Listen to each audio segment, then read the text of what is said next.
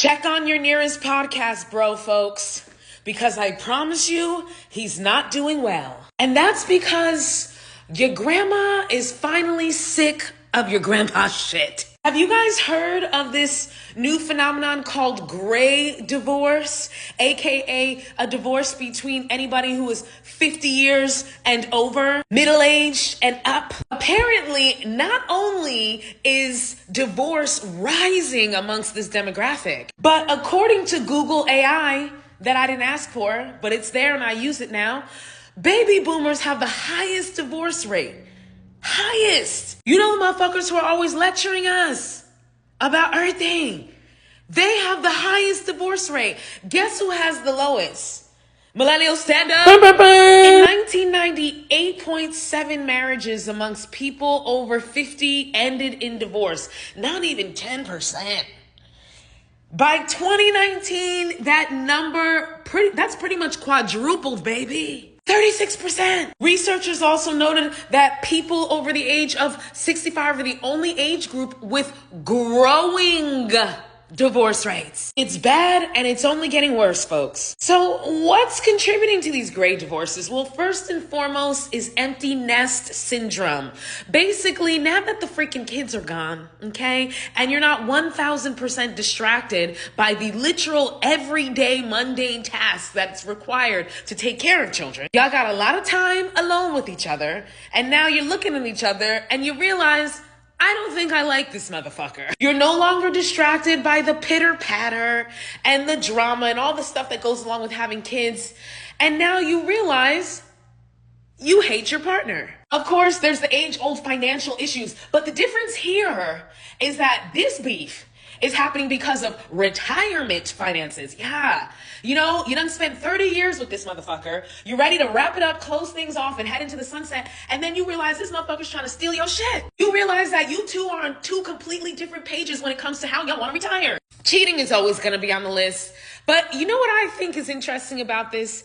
I bet a lot of these marriages that dissolve after 20, 30, 40 years because of cheating, I bet you that the partner who was cheating, probably the guy, was cheating the whole entire duration of the marriage. And that after the kids grew up and left, empty nest syndrome, after y'all retired and had more time to be around each other, you finally got sick and tired of being cheated on and said enough is enough. And then here comes one of the big ones, health issues.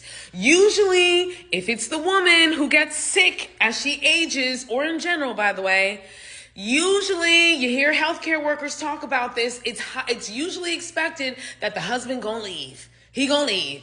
And I love how they accounted for that in this article. Studies reported a higher divorce risk if the wife develops a chronic illness, whereas men who become disabled or ill do not face the same level of risk. Of course, because women, we're gonna stick it till death do us part, only really applies to the women, the property in the relationship. Of course, growing apart. And then I think these two are probably two of the most important reasons why.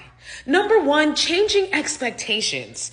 We have shifted the societal expectations for marriage, as this says more to emphasis on how a relationship makes you feel versus how they function for your life and survival. Back in the day, it was way more common for people to tell you to suck it up if you were having issues in your marriage than to tell you to motherfucking leave. And nowadays, we're like, get your shit and go. And finally, societal changes. We are no longer stigmatizing women who are not getting married or who are divorcing. We are no longer stigmatizing women the way that we used to. So all the people in your life who would have been judging you and pressuring you to stay in this shitty ass relationship, they're all fucking dead.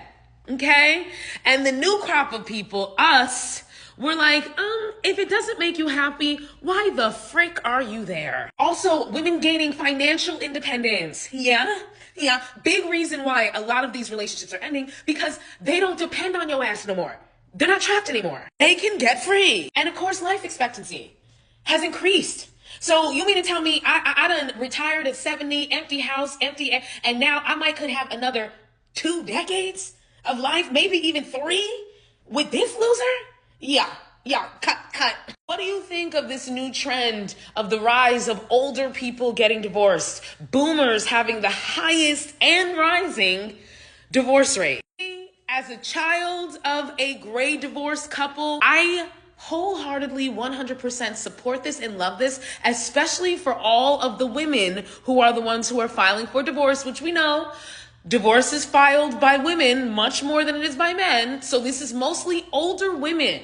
If you really think about it, this is really a movement of older women saying enough is enough. I don't want to deal with this motherfucker no more.